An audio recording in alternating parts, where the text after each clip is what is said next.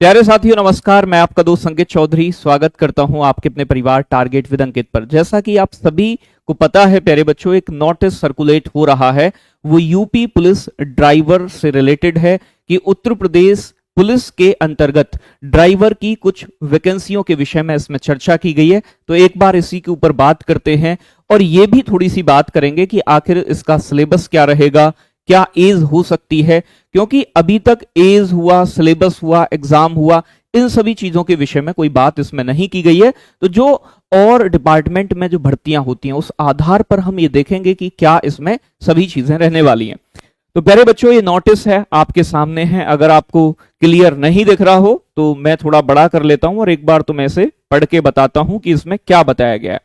यहां क्या है कि इस संबंध में अवगत कराना है कि उत्तर प्रदेश पुलिस मोटर परिवहन शाखा अधीनस्थ अधिकारी सेवा नियमावली के नियम 3 के और बाकी नियम वगैरह दे रखे हैं, उनसे हमें कोई लेना देना नहीं है, संशोधन का तुलनात्मक विवरण औचित्य के साथ प्रेषित किया गया है। पर्याप्त संख्या में आरक्षी चालक के पद पर चयन के इच्छुक कर्मी ना मिल पाने के कारण भारी रिक्तियां विद्यमान हैं। यानी कि आरक्षी चालक बेटा है नहीं और इस कारण से बहुत सारी रिक्तियां हैं डिपार्टमेंट के अंदर। और यहां क्या है, उक्त के अतिरिक्त विगत 6 वर्षों में केवल, यानी कि लास्ट 6 साल में केवल 1061 कर्मियों को आरक्षी चालक के पद पर नियुक्त किया गया। अभी तक लास्ट 6 सालों के अंदर केवल 1061 पदों पर ही ड्राइवर की पोस्ट पर यानी कि नियुक्त किया गया है। आगे बात करूं प्यारे बच्चों, जबकि वर्तमान में 8605, तो ये बात ध्यान देने वाली है कि 8605 पोस्ट अभी ड्राइवर की खाली हैं। ये रिक्तियों के विषय में बात कर रहा है कि इतनी रिक्तियां हैं, अतः सीधी भर्ती द्वारा चालक के पद पर चयन प्रस्तावित किया जा रहा है। तो भैया यहां सीधी बात बोली गई है कि आपका जल्दी ही आपको वैकेंसी देखने को मिलेंगी, नोटिफिकेशन देखने को मिलेगा।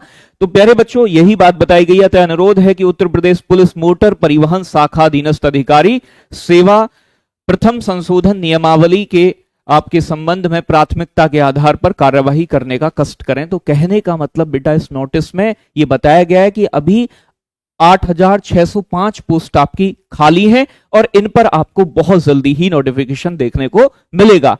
तो प्यारे बच्चों अब मैं बात करूं थोड़ा सा कि भाई बच्चों की कि क्या एज रह सकती है, लाइसेंस चाहिए, कैसा लाइसेंस आपके पास होना चाहिए। तो प्यारे बच्चों अगर मैं बात करूं आपसे, अगर यूपी पुलिस के अंदर अगर ड्राइवर की पोस्ट आ रही है तो आप जानते हैं कि हैवी लाइसेंस ही मांगा जाएगा। संभावनाएं किसकी है, पूरी पूरी हैवी लाइसेंस की, कि आपके पास हैवी लाइसेंस होना चाहिए। लाइट से काम नहीं चलेगा। आपको पता है प्यारे बच्चों, आप 18 की एज के बाद लाइट लाइसेंस के लिए अप्लाई कर सकते हैं और उसके बाद जब 1 साल लाइट रहता है आपके पास, फिर आप बेटा हैवी के लिए अप्लाई करते हैं। तो आप सीधी सी बात ये लगाओ कि एज जो है आपकी जर्नल के लिए मैं बात करूं तो 18 से तो आएगी नहीं। एज जो होगी वो लगभग आपकी जनरल के लिए बेटा, जनरल के लिए 20 से 28 के बीच होगी। अगर हैवी लाइसेंस मांगा जाता है तो जनरल की एज ये होने की संभावना है। आप समझ में आ रही है थोड़ी। अगर लाइट मांगा, हालांकि इसकी संभावना बहुत कम है, अगर लाइट मांगते हैं तो 18 से हो सकती है, बाकी 20 से 28 की संभावना ज्यादा है। लाइसेंस अगर आपके पास नहीं है हैवी, तो आप अभी से जो भी बच्चे इच्छुक हैं कि भाई ड्राइवर की वैकेंसी उन्हें देखनी है, इस पुलिस में आपको भर्ती होना है, तो आप ड्राइवर में भी अपनी पढ़ाई कर सकते हैं और इस वैकेंसी के लिए आप मेहनत कर सकते हैं बच्चों। तो हैवी लाइसेंस आपके लिए चाहिए, सिंपल सी बात तो ये हो गई पहली। तो अपना लाइसेंस बनवा लें। दूसरी चीज मैं बात करूं बच्चों एग्जाम पैटर्न की या फिर एग्जाम की, तो क्या क्या हो सकता है, संभावनाएं क्या क्या है। तो बेटा एक तो रिटन एग्जाम होता है आपका, लिखित परीक्षा जिसे कहते हैं। अब लिखित परीक्षा में जर्नल 4 विषय तो सभी में पूछे ही जाते हैं अगर यूपी के अंदर कोई वैकेंसी आ रही है और पुलिस डिपार्टमेंट में। इसमें बेटा मैथ जरूर होगा आपका, ठीक है, गणित भी आपको पढ़ना है, रीजनिंग भी होगी आपकी, ठीक है, हिंदी भी होगी आपकी प्यारे बच्चों, और साथ के साथ में जीएस भी होगी। जीएस मतलब जीके जीएस आपकी। और बेटा हो सकता है आजकल कई सारे एग्जाम में जैसे कनिष्ठ सहायक है, अलग से 20 नंबर की यूपी जीके दिए, हो सकता है कि स्पेशल आपके लिए यूपी जीके का पोर्शन अलग से भी देखने को मिले। और यह भी पूरी पूरी संभावना है कि आपको व्हीकल मेंटेनेंस का मतलब होता है बेटा वाहनों का रखरखाव और ट्रैफिक नियमावली, यानी कि आपके जो यातायात के नियम हैं उनके विषय में भी आपको जानकारी होनी चाहिए। तो आपके सिलेबस में यह भी हो सकता है। ऑफिशियली अभी जब आपका सिलेबस आ जाएगा तभी चीजों के विषय में पता चलेगी, लेकिन जो संभावना है कि सिलेबस में आपका यही चीजें शामिल होंगी, तो आप इन विषयों पर अपनी अभी से पकड़ बना सकते हैं। मैं जल्दी ही उत्तर प्रदेश की आने वाली यूपी पुलिस कांस्टेबल और जितनी भी वैकेंसी चल रही है, चाहे ड्राइवर हो, एसआई हो, इनमें यूपी जीके का वेटेज रहता है।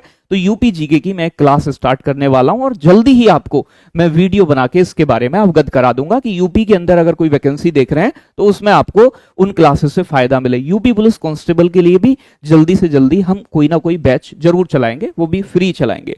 ठीक है ना भैया। आगे बात करें, जब रिटन एग्जाम क्वालिफाई कर लोगे तो बेटा फिर होता है आपका ट्रेड टेस्ट। ट्रेड टेस्ट में आपको क्या करना होता है, अपनी गाड़ी चला के दिखानी पड़ेगी आपको। वो बड़ी गाड़ी होगी, छोटी गाड़ी होगी, कुछ भी हो सकता है, वो कुछ भी करवा सकते हैं आपसे। तो ट्रेड टेस्ट मतलब वहां का आपका प्रैक्टिकल टेस्ट होता है। ट्रेड टेस्ट की आपसे गाड़ी चलवा के देखी जाएगी। तो ये चरण होते हैं लगभग आपके किसके प्यारे बच्चों, यहां आपके भर्ती के। तो ये दो चीजें, सबसे पहली चीज तो आपका रिटन एग्जाम ही होगा, और उससे पहली चीज कि आप फॉर्म अप्लाई कर पाओ, इसके लिए अपना हैवी लाइसेंस बेटा बनवा के तैयार रखो। तो उम्मीद करता हूं कि जानकारी आपको अच्छी लगी होगी। नोटिफिकेशन में भी यही चीजें आपको देखने को मिलेंगी, ऐसी पूरी पूरी उम्मीद है। तो प्यारे बच्चों, अगर जानकारी अच्छी लगी हो तो चैनल को सब्सक्राइब करना ना भूलें और बेल आइकन को दबाएं नई नोटिफिकेशन के लिए। सभी प्यारे बच्चों को नमस्कार, जय हिंद, bye bye, love you, take care, बहुत सारा प्यार।